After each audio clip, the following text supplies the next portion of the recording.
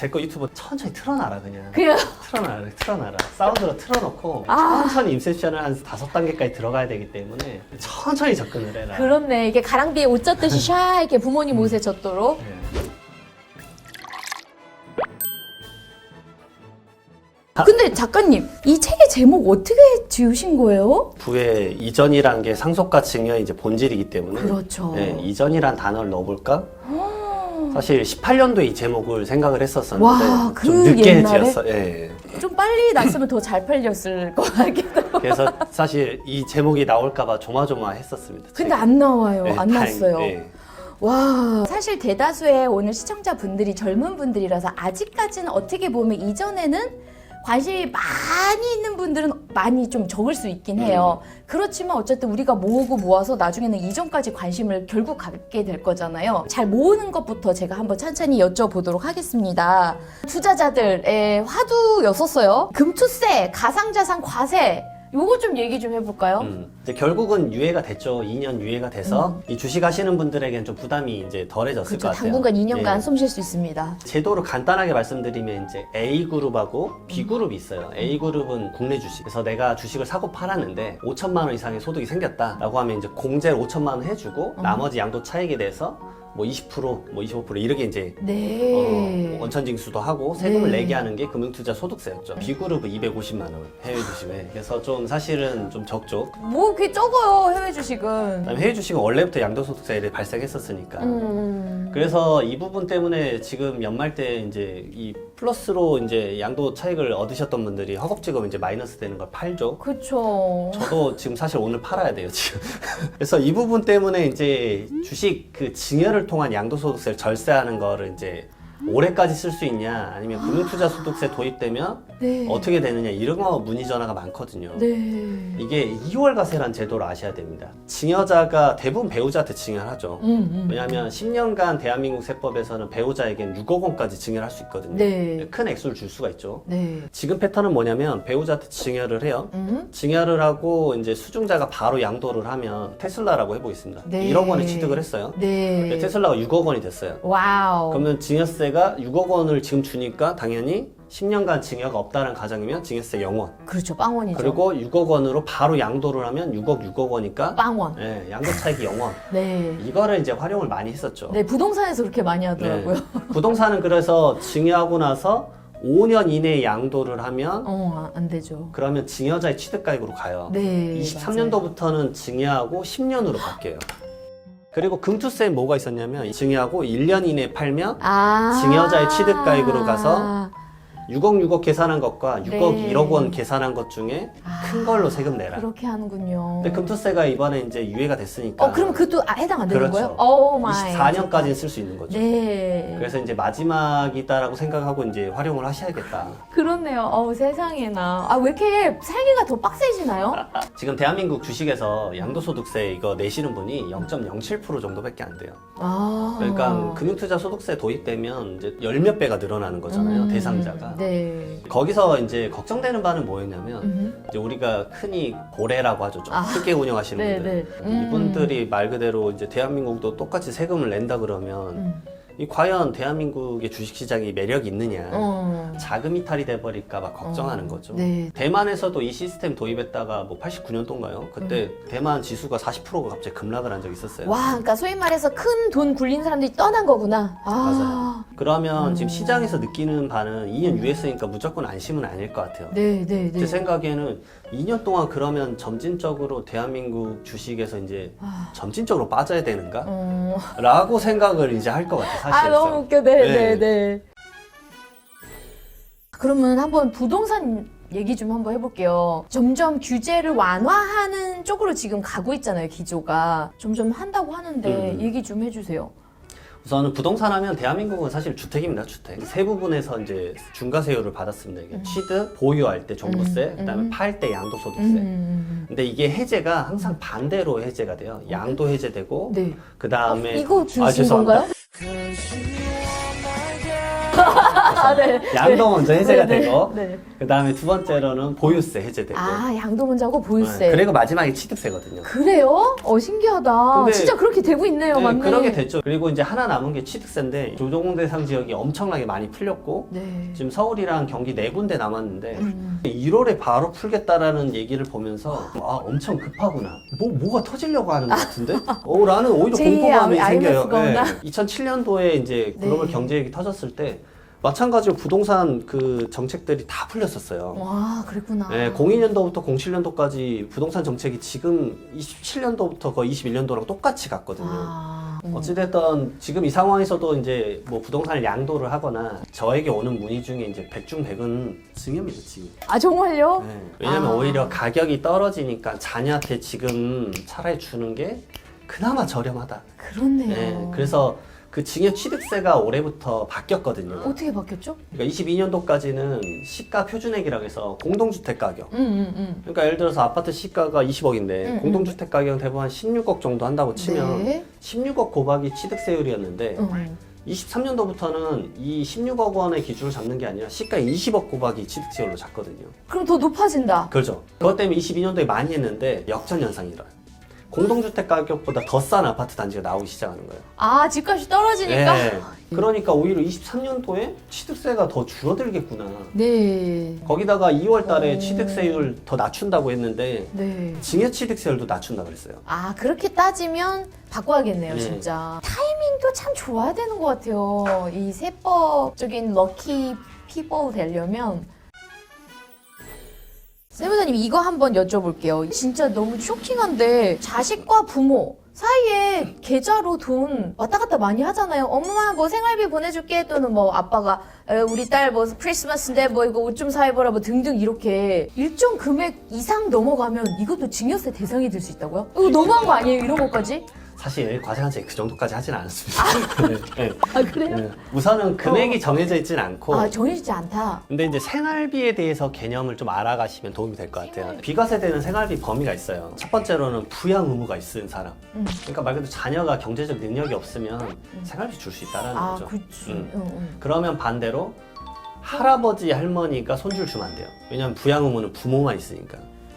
아, 그렇게 건너뛰어서는 안 그렇죠. 돼요. 그리고 두 번째로는 생활비라는 건 이제 말 그대로 일시적으로 소비되는 거잖아요. 휘발성이 강하단 말이죠.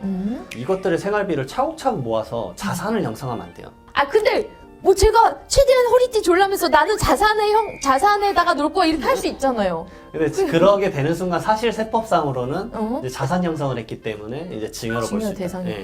근데 대부분의 이제 조사가 펼쳐지는 건 생각보다 낮은 금액에 대해서는 그리 신경을 안 써요. 예. 그러니까 우리는 크게 걱정할 필요 없는 거 아니에요? 예, 일반적인 분들은 거의 발생하지 않아요. 네. 그리고 뭐 세 번째로는 이제 뭐 등록금 이런 거 있잖아요. 4년치 거 막 갑자기 1억 준다. 그러면 대부분 그 돈 받아서 딴 데 쓰시는 거거든요. 그렇죠. 네, 그렇죠. 그런 이제 일시성을 꼭 염려에 두고 생활비로 좀 가늠을 잡아야 된다. 그리고 사실 이거 꼭 알아두셔야 돼요. 네. 대법원 판례가 여러 개가 있는데 네네. 현금은 주면 무조건 증여예요. 왜냐하면 증여라는 거는 반환을 할 수가 있어요. 그래서 주식을 많이 하는데 주식을 줬다가 네. 3개월 이내 반환을 하잖아요. 어허. 그러면 똑같은 주식 갖다 온 거잖아요. 네. 그러면 증여를 둘 다 과세를 하지 않아요. 근데 현금은 주면 증여, 받으면 증여. 왜냐면 똑같은 돈에 이제 그 네. 일치성을 확인할 수 없다라는 그렇죠. 거죠. 이름표가 없으니까. 와. 근데 웬만하면 과세관청도 다 그런 거를 이제 어느 정도는 용인을 해주는 그렇죠. 어느 편이죠. 정도 네. 금액까지는. 그러면요, 세무사님, 사실 우리 사회초년생이 집을 꼭 사고 싶어요. 그래서 2억을 부모님한테 땡기고 싶어요. 네. 그러면 이제 지금 세무사님 말씀대로라면 그냥 이렇게 받으면 안 된다는 거죠? 맞습니다. 왜냐하면 소명이 언제 올지 모르니까 차용인지 아니면 실질적으로 증여인지 이거를 좀 소명을 해주십시오라고 이제 요청이 오는 거잖아요. 네. 그러니까 이체를 하더라도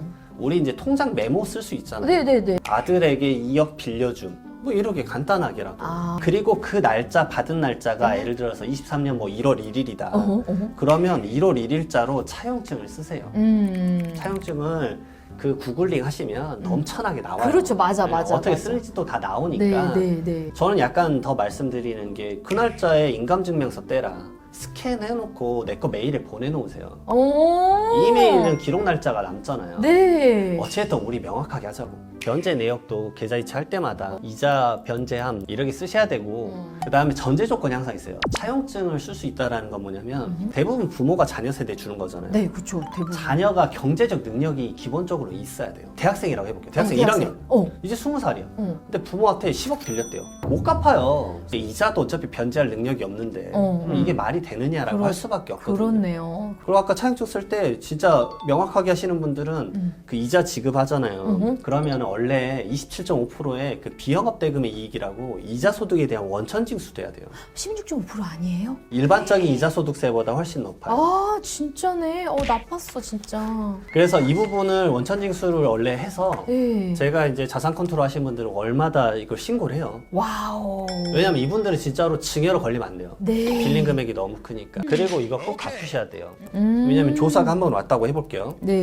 그럼 조사 때 이렇게 딱 소명을 했어요. 이자를 3년간 준 내역도 있고. 음. 그러면은 이제 조사 한 번 왔으니까 이거 끝났다 라고 생각하는 순간 선생님 이제 망하시는 거예요. 과세관청에서는 부채 사후관리라는 거래요. 채무 빌려줬던 그 2억 원을 이제 그 전산망에 입력을 해요. 그리고 매년 갚았는지 안 갚았는지 매년 확인해요. 와. 말했잖아요. 와. 이제는 성실납세 해야 된다니까. 와. 이 시스템을 저는 조사를 많이 하기 때문에 알아요. 세무사님, 근데 사실 요즘에 사회 초년생들이 우리 돈만 가지고 집 사기 어렵잖아요. 그럼 사실 부모님께 돈을 땡겨 받아야 되는데 이 증여를 잘 활용하면 가능하다고요? 제가 아직 MZ세대 끝자락인 것 같은데 근데 이제 제가 느끼는 건 뭐냐면 젊은 층 20, 30대는 이제 자본의 속도를 쫓아가는 게 불가능하다는 걸 서로 느끼고 있어요. 어쩔 수 없이 재테크라는 게 약간 디폴트 값이 됐어요. 너무 필요해. 맞아. 안 하면 뒤쳐져. 기본적으로 재테크라는 마인드를 항상 자기 개발하면서도 숨 쉬듯이 해야 되는 맞아요. 이 느낌이 있어요. 자기 개발 이꼴 재테크로 생각하는 사람도 많아요, 그렇죠. 요즘에. 그래서 이 증여세 부분을 저는 자녀분들도 좀 염려해서 공부를 해야 된다라고 보고 부모 세대가 한 번쯤은 그 생각을 해보셨으면 좋겠어요. 오늘 내가 죽었을 때 내가 상속세 그러면 얼마 나오지? 계산 한 번도 안 해보셨을 거예요. 이 노인분들 나이 드실수록 소비가 없어요. 오히려 적금을 막 모으세요. 그러면 적금을 1억 원짜리 추가로 모으세요. 연금이랑 막 생기니까 자녀한테 주면 효도 안 한다 막 이런 얘기 하시는데 맞아요. 자녀도 적당히 있어야 효도를 하는 거예요. 자녀 세대가 마중물이 없어요. 스타트를 못 한다고요. 제가 그게 너무 충격적이고 지금 상속 통계 보면 노노상속이라 해서 노인이 노인 상속해 주고 있어요. 상속인들 나이가 20, 30대 젊으실 것 같죠? 50대가 태반이에요. 근데 자 보세요. 자녀가 50대 때 상속받으면 그때 막 화이팅 해가지고 나도 창업도 하고 막 그러기가 쉽지가 않아요. 네. 20대 때 해줬어. 20, 30대 때 해줘야 된다 네, 봐요, 저는. 네. 증여에 대한 마인드가 이렇게 가야 된다. 네. 그리고 아까 말씀드렸지만 증여하고 나서 10년 이내에 돌아가시면 상속재산 할 때 이 10년 내 증여한 걸 합쳐서 계산해요. 그러니까 상속세가 어차피 또 높아진단 말이에요. 그렇네요. 그러니까 미리미리 해야 되겠네요. 네, 그래서 호흡 자체가 10년이에요. 기본 10년이에요. 제 아이 둘째가 이번에 12월 달에 태어났다고 했잖아요. 제가 태어나자마자 증여 2천만 원 하는 이유가 뭐냐면 제가 이걸 너무 잘 알고 있는 사람이잖아요. 그렇네. 그리고 제가 줄 수 없으면 조부모가 줘야 돼요. 조부모가 재력이 제일 많을 수도 있어요. 자녀 그렇죠. 세대는 내가 이제 막 맞아. 자녀 낳았는데 맞아. 2천만 원 어디 있어요 지금. 맞아. 다 분유값으로 나가지. 네. 그러면 조부모가 2천만 원을 주셔야 돼요. 왜냐하면 증여재산 공제가 미성년자인 직계비속에게는 2천만 원까지는 증여재산 공제로 영원히 나오니까. 그래서 0살 때 2천만 원, 10살 때 2천만 원, 11살 때 그렇죠. 또 2천만 원. 10년마다 주는 거예요. 네. 20살 때는 성년이 됐으니까 5천만 원. 그 다음에 30살까지 하면 또 5천만 원. 그러면은 물가상승률 4% 딱 하면은 2억 3천만 원 정도 돼요. 결혼정보회사에서 작년에 통계 나왔는데 32살 때 딱 결혼 평균 비용이 2억 4천이에요. 결혼 비용이요? 예. 뭐가 그래? 집도 들어가는구나. 주거, 전세비 이런 것도 그치. 전국 포함으로. 네네. 여유가 되는 분들은 조금씩 자녀들에게 미리미리 좀 주시라. 네. 그리고 대부분 어떻게 하시냐면, 물론 이제 이해는 가요. 부모 세대도 이제 자녀들이 결혼할 때쯤에 본인들이 여유가 좀 생겨요. 그것도 맞아요. 그러니까 지금 말씀드렸던 전세금 같은 경우 갑자기 2억, 3억씩 탁탁 해줘요. 네네네. 예전엔 잘 안 걸렸어요. 말 그대로. 예전에 안 걸렸. 항상 그런 말씀 하세요. 예전에 이런 거 갖고 주도 안 걸렸다고. 근데 요즘은 달라요. 와. 요즘은 그런 금액도 컴퓨터가 솔팅해가지고 세무조사를 해버리기 때문에 추징될 수 있는 확률이 아주 높아져요. 그러니까 미리미리 증여를 하셔라. 네. 그리고 이제 자녀분들이 그래서 이 부분에 대해서 사실 뭐 내가 이거 알아봤자 이런 생각도 하실 거예요. 근데 일정 부분의 지식 정도는 알고 계시면 알고 있어야 돼. 예. 예. 왜냐 증여세를 수중자가 내요. 받는 자녀가 그렇죠. 낸다고. 받는 사람이 예. 내죠. 예. 그러면요, 세무사님은 어쨌든 자산가분들을 많이 뵐 기회가 있잖아요. 그분들은 어떤 특징이 있나요? 부자들은 똑같아요. 세금을 접근을 하든 자산의 그 증식을 접근을 하든 예측을 합니다. 네. 그러니까 예측을 하려고 계속 뉴스나 학습을 계속 하는 거죠. 네, 네. 그 부분이 저는 이제 자산가들이 자산을 형성하거나 아니면 지킬 수 있었던 원동력 같아요. 예측을 하는데 시간이나 돈을 그래서 아끼지 않아요. 아끼지 않는다. 저도 세금을 계속 예측해서 어떻게 정책 바뀔 건지 그에 따라서 누가 수요자가 어떤 사람이 이득을 볼 건지 그 니즈층을 파악을 해서 이런 컨텐츠를 계속 찍는 거죠. 진짜 그렇네요. 자, 마지막으로 우리 돈입맛의 시청자분들께 해주고 싶은 말씀이 있으시다면? 아, 이런 좋은 채널 있는데 아껴두지 마시고 많은 분들에게 구독과 좋아요 부탁드리겠습니다. 아, 그리고 제가 보기에는 제 개인적으로는 증여 이런 부분이 나온 부분은 부모님한테 링크를 공유해 주셔도, 왜냐면 사실 엄마 나에게 증여를 지금 해줘, 이걸 본인 입으로 말하기가 힘들거든요. 그래서 제가 젊은 층들 강의할 때 많이 있어요. 그러면 20, 30대 이제 재테크 모임 같은 데인데 네. 그러면 이제 제 거 유튜브 딱 틀어놓은 다음에 천천히 틀어놔라 그냥. 그냥 틀어놔라. 사운드로 틀어놓고 맞아. 인셉션을 해야 된다. 천천히 인셉션을 한 4단계에서 5단계까지 들어가야 되기 때문에 천천히 접근을 해라. 그렇네. 이게 가랑비에 옷 젖듯이 샤 이렇게 부모님 옷에 젖도록. 네. 그러니까 가장 좋은 거는 돈입만세를 부모님 앞에서 틀어놓으십시오, 여러분. 그러면 되겠네요. 아, 좋습니다. 네, MZ세대 여러분의 경제적 자유를 위한 돈입만세 노력은 오늘도 계속됩니다. 여러분, 오늘 너무 유익했죠? 좋아요 꾹꾹.